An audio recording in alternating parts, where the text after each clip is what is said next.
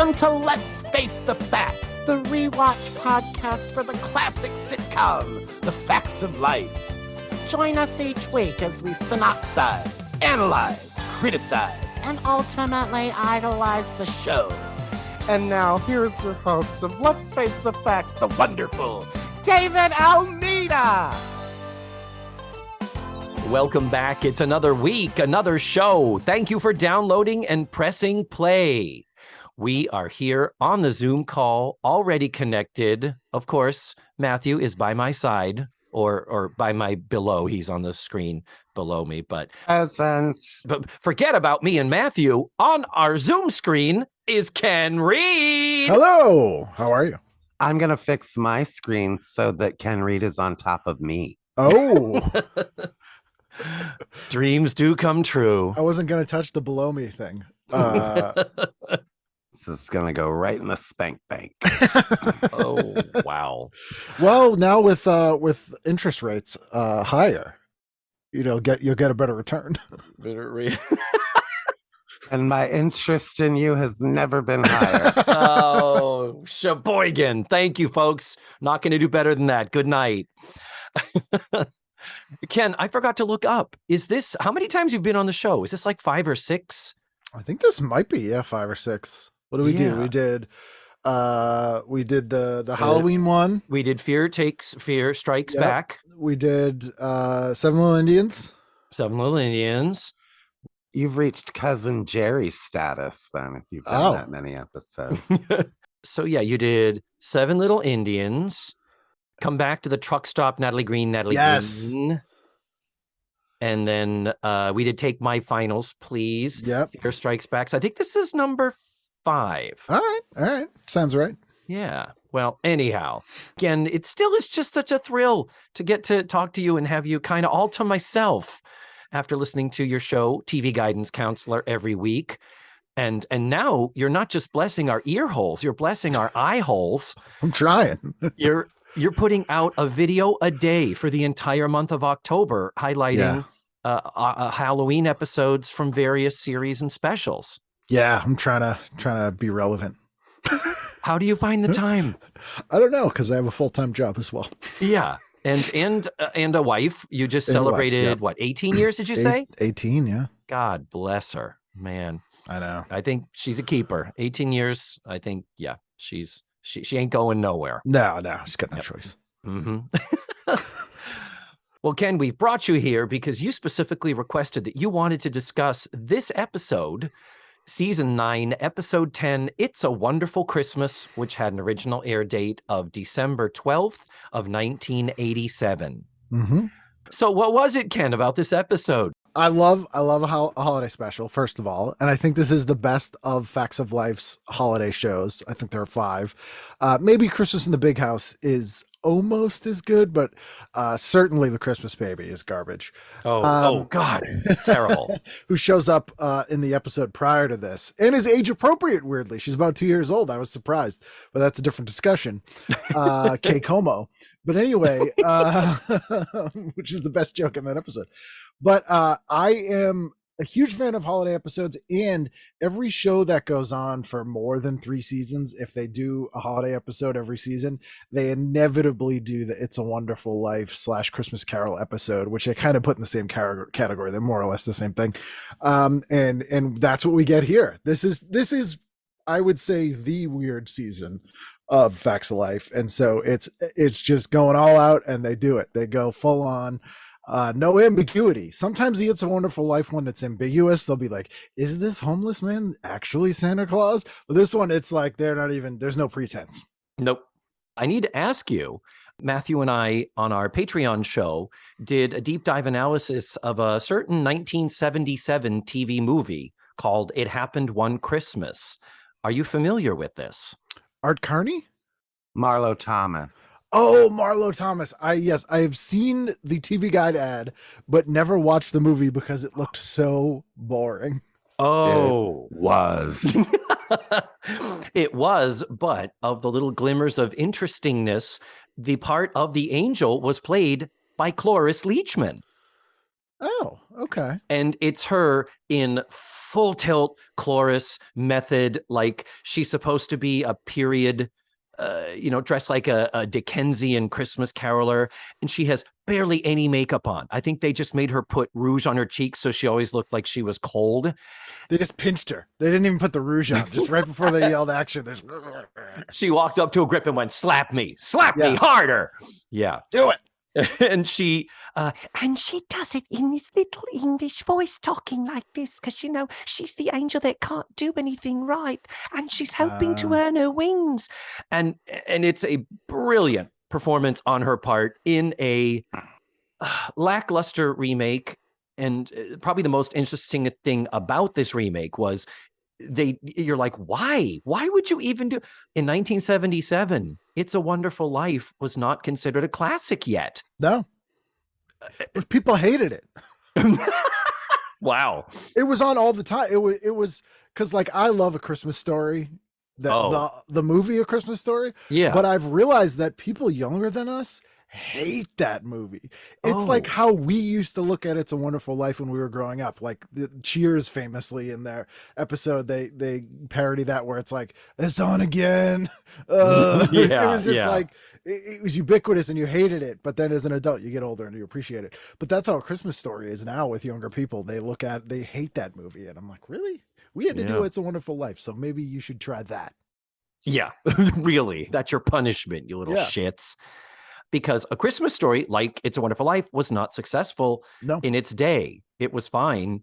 People liked it, but it wasn't, ubiquitous until it was really cable TV. Yeah. Cable TV spoon feeding it to us is really what made it tip over. But so want to get into some nuts and bolts about the episode before we start deep diving?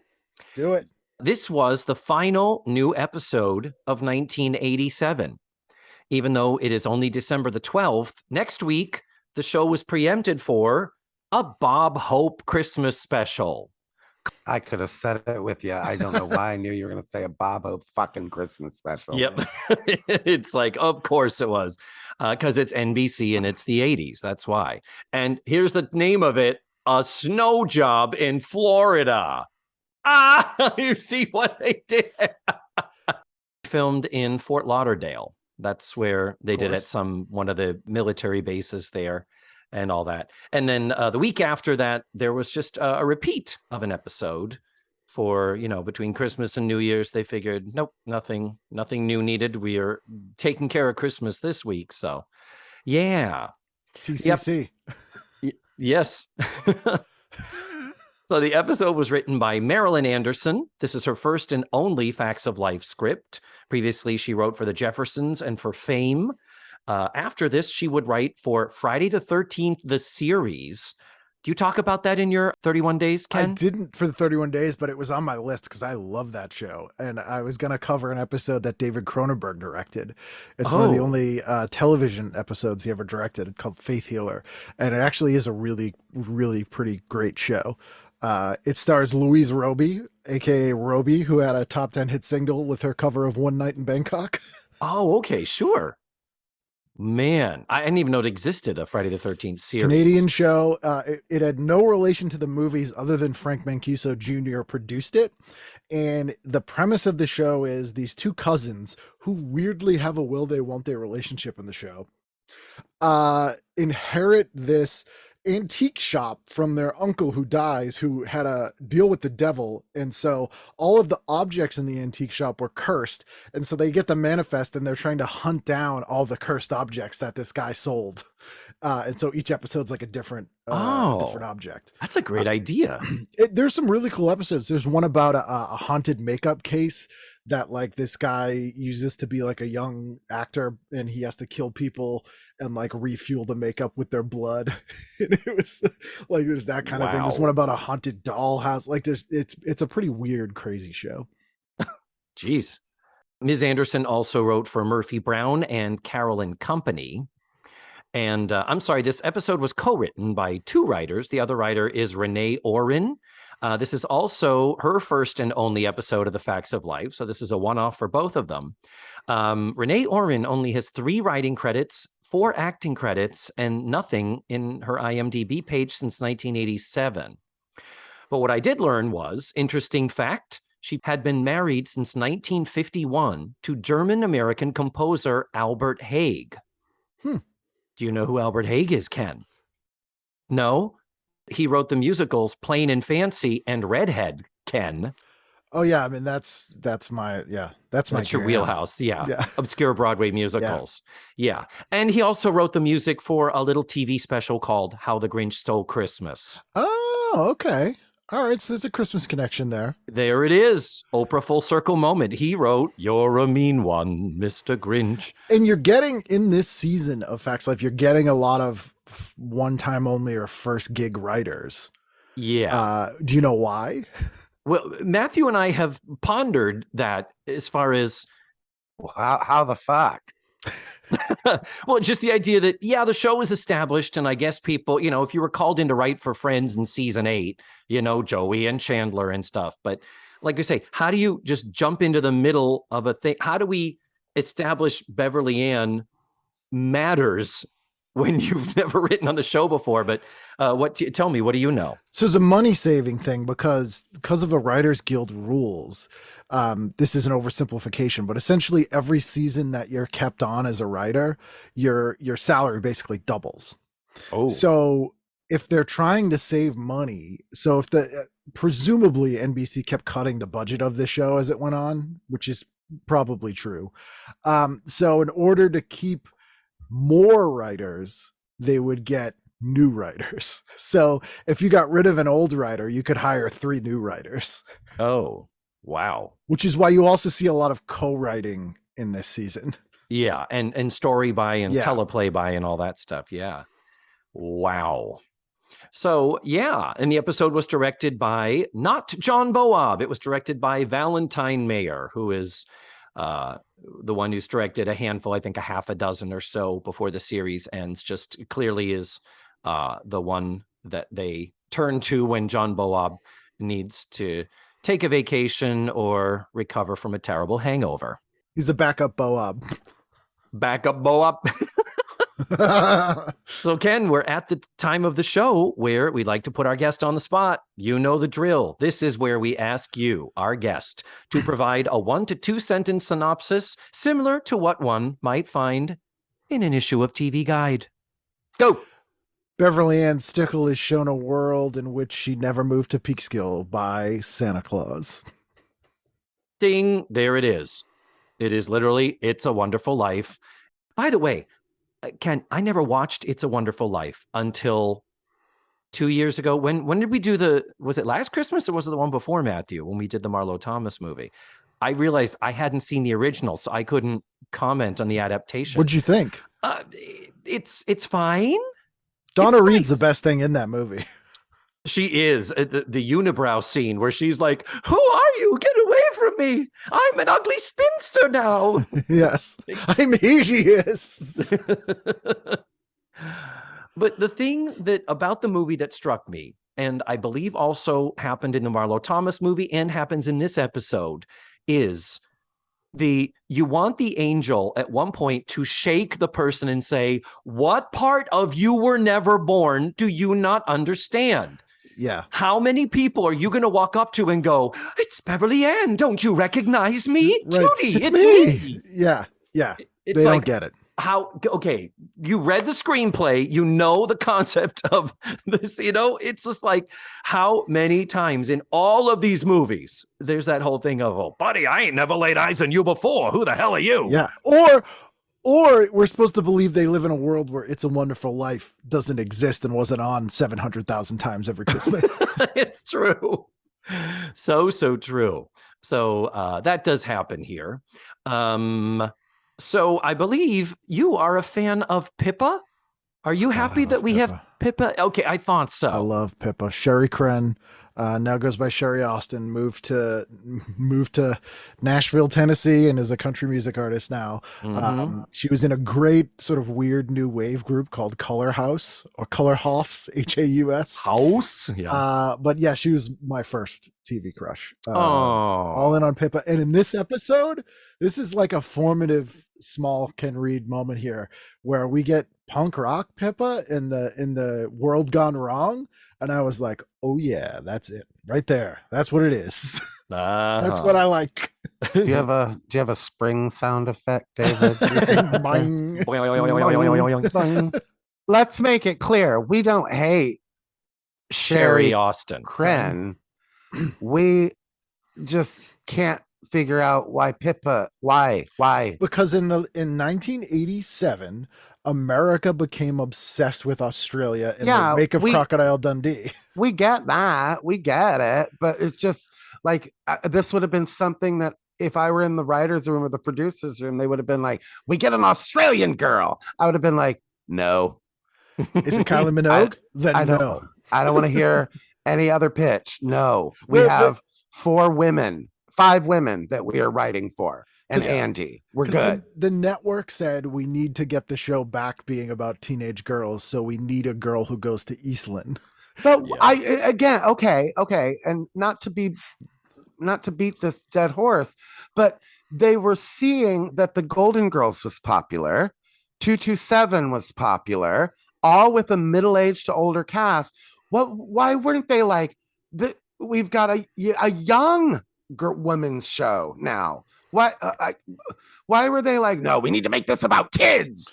Because they kept seeing the ratings go down which was not correlation, or causation or correlation, but they were like, the girl's getting older, the ratings are going down. That must be the reason. Yeah.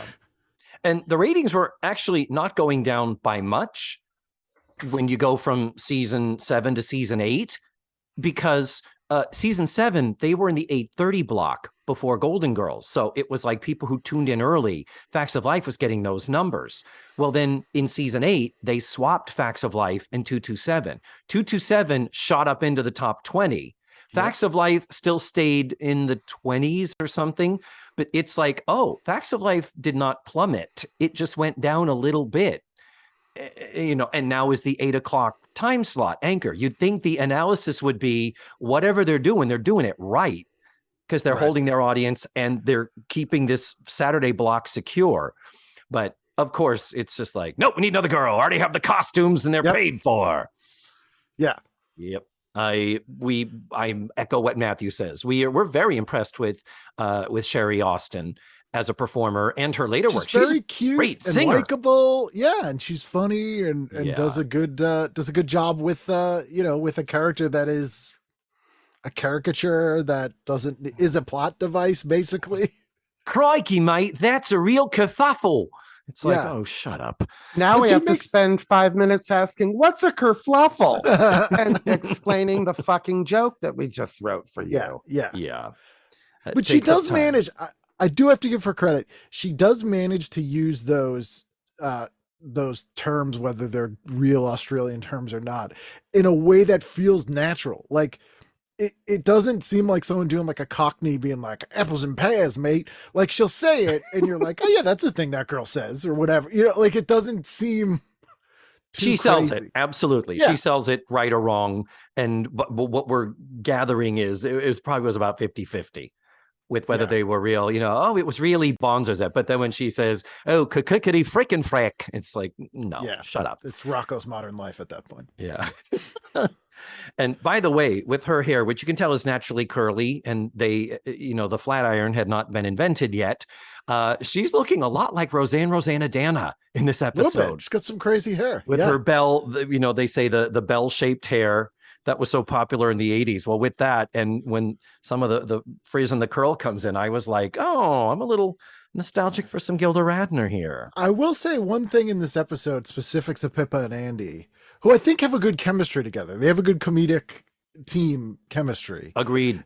They give them 3 very inappropriately sexual jokes in this episode. Yes, they do. Mm-hmm. One of which is funny. I will say one of those jokes is legitimately funny of the 3. Well, let's go. Let's lay them out right now, because I'm always for calling the show out for sexualizing children.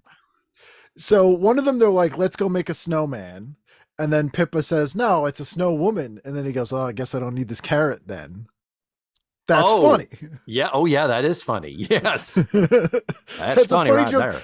And also feels like a joke Andy would make, right? Like that one didn't seem as weirdly sexualized. Yeah, well, he's the horniest 14-year-old we have He really ever is. seen in the It really is. history of television. David, maybe on TV, but David, I Yeah. swear to God, you may not be able to remember that long ago, but at 14, the wind blew and I got a boner. Yeah. So, He's a realistic 14-year-old. Yeah, it's weird to see it now that we're our age, but at 14, Christ, I was beaten off looking at Andy. Mhm. Yeah, I think a lot of people were. And yeah, so there's that one. Then the worst one is when Punk Rock Pippa is being confronted by Beverly Ann, and she's like, "Don't those safety pins hurt in your ears?" And she's like, "No, it's the ones in other areas that can get a little sensitive." Yeah. That Wow. sting a little. Sting a little. Yeah, that's sting it. a little. I'm Wow. like, so that's because that's not even really funny. Like, it's not even a good joke. Yeah, because then you're like, so nips or clit? What are we supposed to think? What is that? Yeah, what is nothing good. Yeah, Nothing good. And then the third joke, which is another Andy joke, which is actually not as bad, is when Beverly Ann goes, "Oh, Andy, you're not being beat up by a little girl," and he says, "Well, the day's young." Yep. Because when he is an actual orphan from the orphanage, she finds a girl is beating him up, and he's loving it. Let's kind of talk about generalities here. In the vein of It's a Wonderful Life, we witness things happening that Beverly Ann affects. And then when she is feeling unappreciated, and unappreciated just because the girls have other plans. They have lives. Yeah. Thank you. And families outside of this place. The girls are a little dismissive and almost insulting, I found. And I get it. They've got other lives. And I would have written it a little bit differently in that they're like, they're not even like, oh, I'm sorry, Beverly Ann. I'm going to visit my aunt. They're like, I'm going to visit my aunt. Why would you ask me that, idiot? Yeah. Who are Peace you? out, I just bitch. met you. Yeah. So I wanted the girls to be a little bit kinder to Beverly Ann. I could have forgiven them, but Andy was the one that really bothered me. He's like a real dick about it. Like, she just adopted him. You know, they're like a new family. And she's like, "Andy, we're going to spend, I guess, what would be our second Christmas together." And he's like, "I told you I'm going skiing," basically.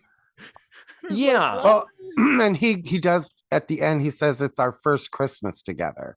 Yeah, this is his first. She adopted him last season. It was season 8, episode 19, Boy About the House. So this would be their first Christmas together because it was after Christmas the previous year. That was in February. Yeah, it was in February of 87. So this is their first Christmas as mother and son. He was around the previous 2, but was with his other family.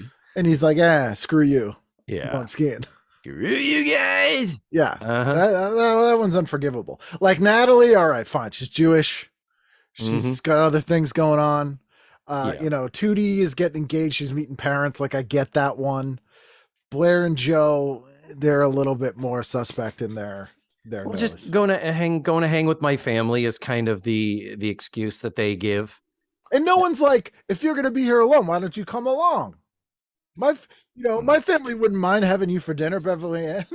But I don't think that, I feel like, isn't Andy the last holdout? I feel like all the girls are like, "Oh, well, we're going off to do our thing. We're doing this," with the assumption being, well, it's not like we're leaving you alone. It's like you're here with your son.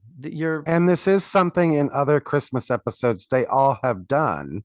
It's kind of established in the other holiday episodes that the girls go away for the holidays. Yeah. There's that episode where they go away and then Joe stays with Mrs. Garrett and then Blair like surprises them and she's like, "Blair!" Like she hasn't seen her in a week. Yes. And, You're not dead. Throws her dish towel in the air. Blair! My bosom heaves. What is it, Mrs. Garrett's gigantic rack? What is it they on Family Guy? Which is the 3 freckles on the left can.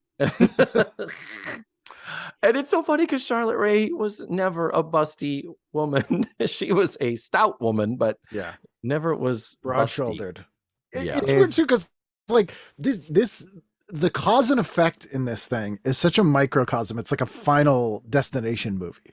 So like they had no ambition writing this outside of the four walls and the 20 minutes that we see in this episode. Like normally it's like, if you were never born, here's a 4 series of events that would have happened over a period of 20 years that led to this. This is literally like 4 things. Like, you were on the phone for a minute too long, you fixed a caboodle, and you know, like, you told her, hey, don't drive your motorcycle in the snow, all in the span of a minute. And because those 3 things didn't, it's not even if she hadn't moved to Peekskill, it's if she wasn't in the living room that day for 10 minutes. That would have made the difference. Correct. Yeah.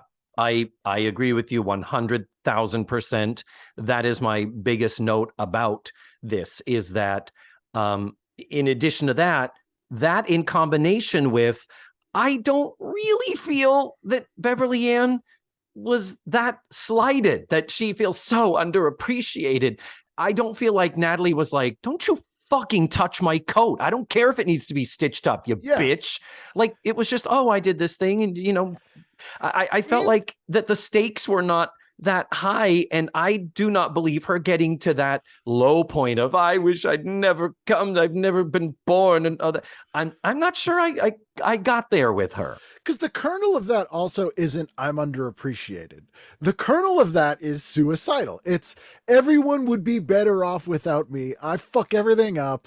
Everyone's life is worse because of me. I shouldn't be here. That's what It's a Wonderful Life is, not, hey, they don't appreciate me enough, I bet they'd screw them if I wasn't here, which is such a weird, like, it's completely missing the point. So you think it would have been better to start the episode with Beverly Ann with a bottle of pills in her hand? Yeah, on a bridge. I'm for it. Yeah. I'm for it, man. Cloris could have done it. Of course. She'd have pulled it off. Cloris Leachman could have made Suicide funny. Well, let me go through the different individual bits and pieces of this plot, and then we can start talking about any littler details in there. Sure. So in true It's a Wonderful Life fashion, Beverly Ann does things, and then with removing her from the equation, we learn, oh, there were bad consequences. If you had not done the thing that you didn't know was a thing that you were doing, then everything turned out terribly. So Blair, because Beverly Ann is hogging the phone, Blair can't get to her stockbroker in time to make a stock trade that Blair presumes is going to make her millions. And when Beverly Ann is no longer there, we learn that Blair loses everything. But really has nothing to do with Beverly Ann. So true. That could have been anything that stopped her for a minute from making a phone call. Like, how did you find out this tip? How did you know this stock was such an important thing that you weren't somewhere in public? You didn't see it on the financial news feed over at the student union, that you couldn't have gone to a friggin' payphone, Blair? Come on.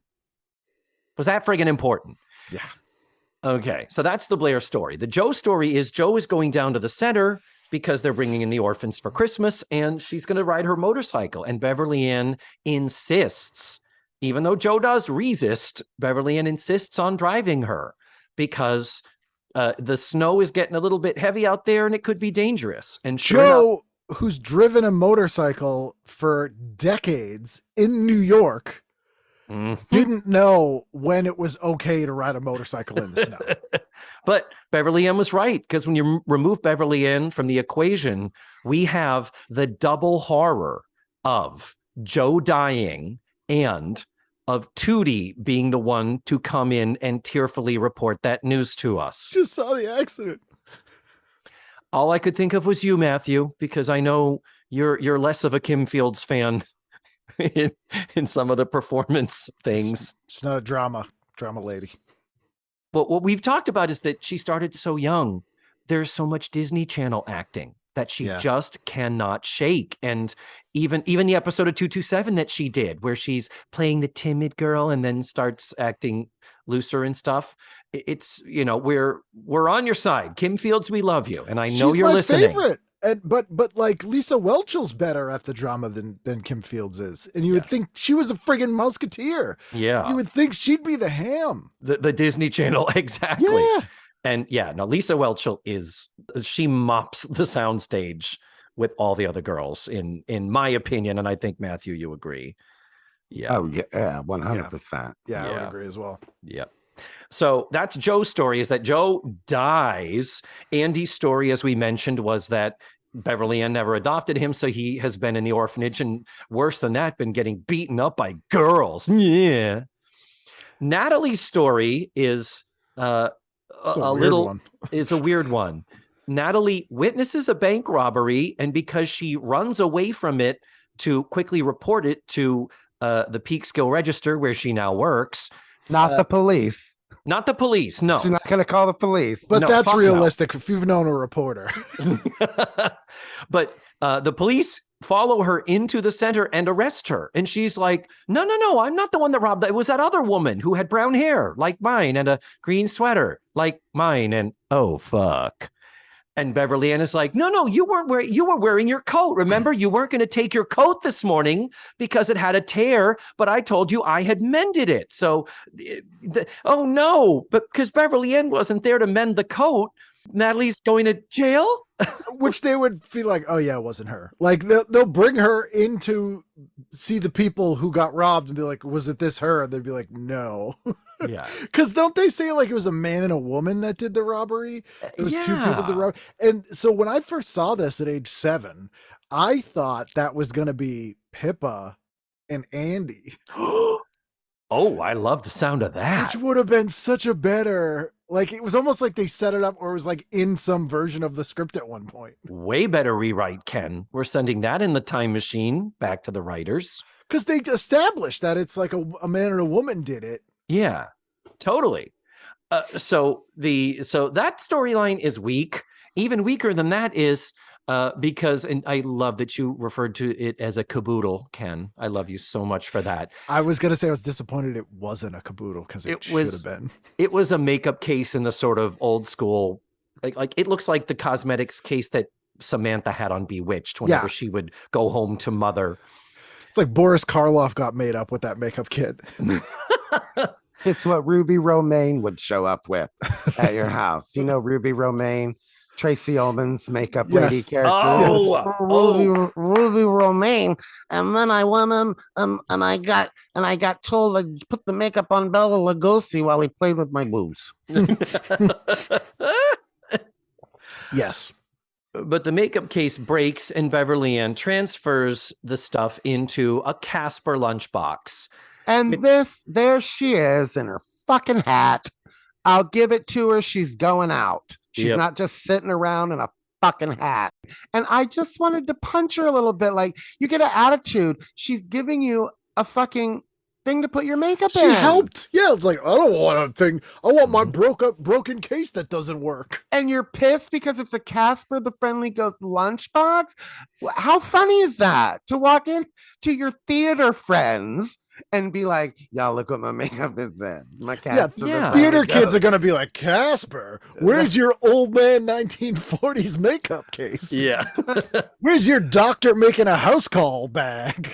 And you're going to meet his parents. And what are they going to be like? Well, we can't have our son marrying her. She carries a Casper the Friendly Ghost lunchbox. What the fuck? Maybe if it was Hot Stuff or even Little Lulu.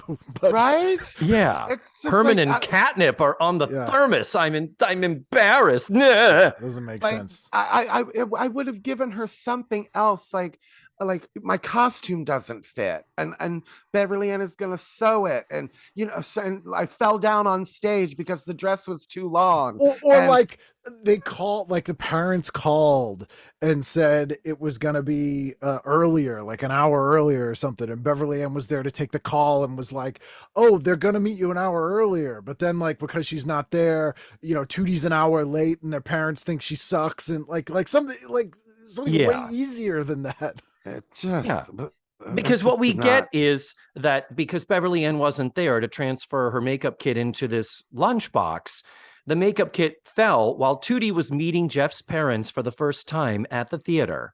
And it broke up their goddamn engagement. Yeah, Like, because shit she spilled happens. nail polish on Jeff's mother's new suede shoes. Then Jeff's mother's a bitch. Like, I know, Yeah. fuck what a her. crazy woman. Like, Red flag, Tootie. Congratulations. You dodged a goddamn bullet from this family. Oh, yeah. Because isn't this What- there's an episode coming up, I think, With the grandmother, with a with necklace. the grandmother where she loses the necklace, and it's like, geez. Oh, and Pippa loses the crackers. necklace, and Tootie has to do it. Yeah, and the only other tendril of a narrative is that at the beginning, Pippa says, "Do you think I'd look good dressed like this punk look that I see in this magazine?" And it's a perfect Australian accent. Ken. I thought I was looking at Sherry Cren right there. Yeah, if I am a close my eye. professional. Yeah. It Mhm. makes me want to walk into the ocean. It was that accent was Bonza. But she just references, how do you think I'd look with this punk look? And Beverly Ann kind of does I don't think it would work on you or anyone in this planet or galaxy or some I'm 61 years old and punk dressing is weird to me. In 1987, 10 years after, really, it's become a mainstream thing. I know. Yeah, at this point, it's so mainstream. It's like, yeah, it's just literally everything she was wearing you could buy at Spencer's. They were obsessed with trying to make Pippa punk, though. It happens in like 3 episodes this season. Because they thought that's what the kids were into. We have this young character now. She has the band that sings the song Bad Girls in Trouble, and then Martika's in her band, and Tuesday Night is in her band. Yeah. But there's no problem with Pippa, is there? When Pippa shows up and she's dressed as a punk, she looks great, but it wasn't like... She's not a degenerate or like on the streets. She just has something with a safety pin through it that could be genitals or boobs. Which, again, her prerogative. Like, that's not exactly. whatever. You do you, girl. But my thing is like, for all the silliness and the unimportant things, why couldn't it be, don't you like the look? Like Pippa's, she comments on how she looks. It's just too bad I got expelled from Eastland for breaking the dress code. Or like Pippa got deported because Beverly Ann didn't fill out her form for her. Like, whatever, like anything. Yeah. But that didn't happen today. Yeah, what happened? Not even today. In the 5 minutes of this thing. Yeah, exactly. The 24-hour retcon of... If we're being honest, Pippa wouldn't be there if Beverly Ann had never come to Peekskill. Pippa wouldn't be there anyway. No. Neither would Andy. No. And over our heads might still be a functioning retail establishment. Yeah, I also like that they're like, well, if Beverly Ann wasn't going to adopt Andy, nobody was going to. No, that fucking kid. Yeah. Forget it. So that's covering sort of the plot points, and we've done some good commentary on it as we go. Let's just go into some random moments that we like. I will start shut up, Matthew. When Tootie comes in and says, Jeff broke up with me, broke off our engagement. They have a magnificent Blair moment that Lisa Whelchel executes to perfection, where she holds up a Kleenex box and says, Tootie, men are like tissues. We use them, pulls out a tissue, and we toss them away. And wait, there's another one to take its place. Just give her a fucking Emmy. Come on. Yeah. And good advice, too, because I always thought Tootie could have done better than Jeff. Oh, okay. He's kind of a stiff. I like Jeff. I believe I like Jeff, but we do have a couple more episodes where I need to reserve judgment. But I liked him okay. We do have to reference, though, that joke is 2 years old. That's from the movie Clue from 1985, when Madeline Kahn says, men should be like Kleenex, soft, strong, and disposable. Yeah, but, TV moments. But I was not mad at this because this was a perfect Lisa Whelchel, Blair Warner interpolation of that same joke, and I am here for it. What are some moments that you gentlemen liked? We haven't talked about Santa Claus. This actor who was in Far Out Space Nuts. But Ken, get out of my brain! Matthew, I shit you not. Before you got on the call, we were talking about the conversation we had last week about what shows were on TV in the 80s for the Latinx population. And Ken said, well, there was AKA Pablo, and there was Chico and the Man. Those are literally the two shows that I referenced. I was like, get out of my brain. I shit you not. Chuck McCann, who plays Santa Claus, veteran actor, tons of credits. Mostly a voiceover actor. Yeah, cartoons and video games and stuff like that. But he will always, in my mind, be that guy that was not the skipper in the Far Out Space Nuts. Bob Denver. With Bob Denver, basically playing Gilligan again. Yeah, they were like, can we get a skipper-like guy? Yeah. That we don't have to pay Alan Hale Jr. Yeah. But I did do a little diving on Chuck McCann. Thank you for bringing him up. I might have forgotten that. He died in 2018 at the age of 83. He had amassed 175 credits in a 57-year career. How many of them as Santa? Just one. Oh, okay. Oh, I thought there was another one. Is there another? I think he might have voiced a Santa in a cartoon. Oh, maybe but that I don't know was if there was an on camera, because he really only has like 4 or 5 on camera credits. The rest are all voiceover, like Get Along Gang.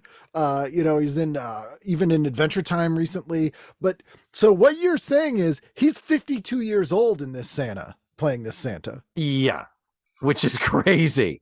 How's that make you feel, David? I'm 54 and I could not play Santa. You don't have Brimley. You don't have Brimley syndrome. I'm just saying, I mean, we've moved past Elf at this point. You know what I mean? Brimley syndrome, better known as diabetes. Santa adjacent. Early onset Santa. Early onset Saint Nick. Wow. Well, I'm friends with Donovan Scotty, who people know from like Popeye and Sheena and Police Academy. For the last 30 years, he's exclusively played Santa Claus. Yeah. And he looks... Who's this person? Donovan Scott. You'll recognize him. He's in Savannah Smiles, if you remember that movie. Oh my God. Oh, that motherfucker. But he's played Santa since like the 90s, and he plays it at Knott's Berry Park. Matthew, he's the guy in Life with Lucy, isn't he? Yes, that's Donovan Scott in Life with Lucy, 1985. The portly guy that worked at the store. Yeah. That's Donovan Scott. So, and was best friends with Shelley Duvall. He's in a bunch of fairy tale theater, but he's the fat guy in the Let's Get Physical video. Yes, he is. Indeed. Yes. He is. But the guy loves Christmas. He sends the best Christmas cards, and he looks exactly like Santa, and has for years, and has played Santa in like 700 TV shows since 1990. He does, like, he is like top tier Santa that people hire. And it's perfect. Like he's the most Santa-y Santa ever. Looking at the current pictures of him, it's like, I get it. And he was a brilliant physical comedian. Like, that's why he got Popeye. They didn't fully explore that. I mean, there's one Life with Lucy that I caught where he does an amazing flip pratfall, completely uncalled for, unwarranted, and unsupported, but it was genius. And I was like, whoa, okay. That was an untapped resource they never really got a chance to utilize. With Lucy needing to be carried around. Been to his house, just saying. You've been to his house? Wow. What are the Lucy stories? What's his he's got stories? Some great ones. Yeah. There's a lot. Well, why hasn't he been on your show? Yes. Has he? Yeah, we recorded at his house. Yep. What? When? How long ago? Backyard. Oh, this was maybe 6 years ago. Oh, okay. That might predate before I started listening to you. Jesus. He lives very close to the high school that was used as Ridgemont High. Oh, okay. Sure. Wow. Okay, so we were talking about Chuck, back to Chuck McCann. Yeah, Chuck McCann. Chuck McCann. I have to say, the point in the show when he says to Beverly Ann, "Come sit down and tell me your troubles," and she says, "Oh, you think I'm going to sit on your lap?" And his response, "The missus gets mad when they're over 12. You cringe. He manages to sell that in a non-creepy way, though. Like he as an actor, he does a best case scenario with that line. I would agree, but it's still a cringe line, no matter how you slice it. It is. And I have to say, the movie The Aristocrats, co-directed by your dear friend Paul Provenza, that his entry, Chuck McCann's entry, is the one that I like the best, because it's right in that section where Eric Idle is saying, why do Americans tell this joke? You don't have aristocrats. How do you even understand the concept of it? And then it goes to Chuck McCann, who tells the joke his way and ends up with, that's quite an act you got there. What do you call yourselves? And the man says, the Sophisticates. And it's like, there's the joke. There it is. And Paul Provenza knows Chuck McCann from this episode. Because he was Casey. He wasn't in the show. But he was still a warm-up comic. Yeah. Was he double dipping? Was he still warming up and then playing Casey? Yep. Holy shit. I And tell you. I have a very important question to ask you about your dear friend Paul Provenza. Mm-hmm. I know this is not a gay thing. Straight men, when they stand at the urinal, have all admitted they look. Okay. Have you ever been standing at a urinal next to Paul Provenza? No, but I have been sitting at a urinal next to Michael Stipe. Okay. You know what? My dear friend Oprah Ken once told me that it's tacky to name drop. But, no, the reason I'm asking is because his episodes of this season, Paul Provenza, it is all bulge. Like, a lot of it tight is pants. Holy caboose. And you can like see, I mean, Yep. he is dressing to the right. Absolutely. And I just gotta ask him about it. I recommend watching his short-lived sitcom, The Pursuit of Happiness, which is actually very funny. And there's a lot of scenes of him playing basketball in small shorts, and that will answer your questions. Shut up. All right. In a tank top, it's armpits showing. I think so, actually. Yeah, there's a scene where he plays basketball with Magic Johnson. Yeah, if we ever got Paul Provenza on the show, we'd probably offend him within the first 5 minutes. Emailed him for you, so hopefully. Oh my God, Matthew's first question is going to be, okay, what you packing? He'd tell you. Yeah. Okay. I wouldn't ask him what he's packing, but I'd be like, Paul, we need to talk about your bulge. Yeah. The Provenza credenza. Like a kickstand. So yeah, Chuck McCann is perfection in this episode as far as when he has a joke, a funny line, and they thankfully didn't write him to be too wackety schmackety. So he is perfect. I did not recognize him. I mean, I know Chuck McCann. I've seen him in enough things. And again, as recently as The Aristocrats. And until I looked at the credits, I was like, no. I mean, to me, he was unrecognizable. And no, you know, what more does an actor want than to disappear into a role? So he was magnificent. I have two things that stood out for me in this episode, if I may. Please. One isn't really a discussionable topic, but once she says, I'm Mrs. Garrett's sister, why aren't they a little bit nicer to her? Yeah.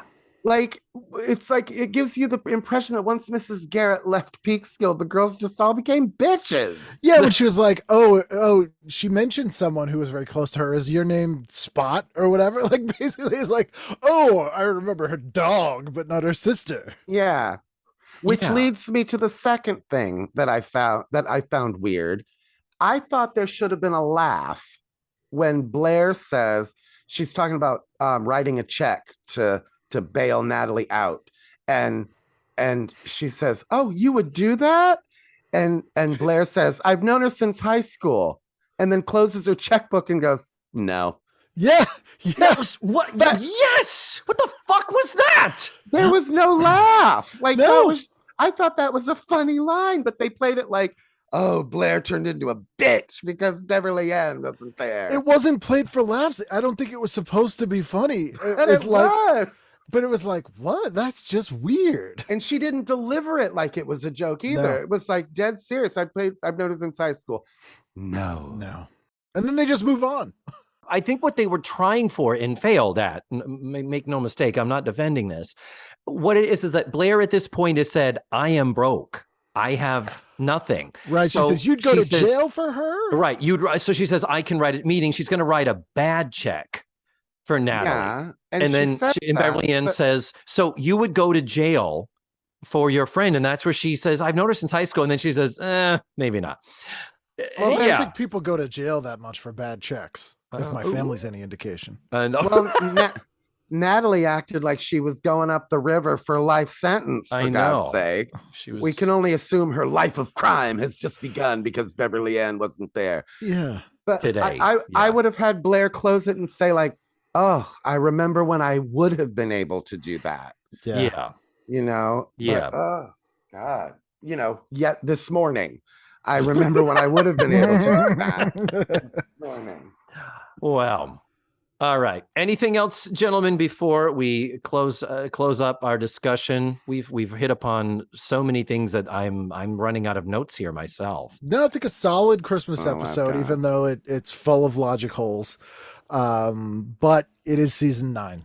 Exactly. And you've said so many times, Ken, on your show that after a show is 5, after you get into the 5th season, where you say they just start doing some weird shit. Facts of Life was a little bit of a late bloomer. Yep. It's a combination of new writers and them being like, everyone who's going to watch this show is going to watch it anyway. Yeah. We're not getting new viewers. Whatever. No. Now, one very smart thing Matthew has done this season, Ken, is because season 9 is the season of all the backdoor pilots, we treat every single episode as its own backdoor pilot. I love that. So, would you watch this series if this was pitched to you with this as a pilot? What's the pilot? It's like Beverly Ann and Santa Claus? We've got a series where Beverly Ann has to remind people who she is every time she meets them. I would not watch that show. I would not watch so that show. It's a show where it's a world where only she doesn't have a bad short-term memory. Where she's the only one who doesn't know she didn't exist. Yeah. Yeah, I don't think that has legs. Yeah. It's like Quantum Leap without the science or the rationale or the intelligence. It's like a boring fugitive. Because she's just there walking around. But I'm wanted going, for murder. Yeah, don't you know who I am? It's like the anti-fugitive. It's like, would you go away or disappear, please? Yeah. Which one side note I want to mention that when she just shows up in their house, right? And Blair's like, what are you doing here? She's like, oh, I'm just here. And she's like, oh, that's cool. Just hang out in my house, stranger. And she's like, anyway, see ya. Like, no, all right, well, I gotta go. Hang out in my living room.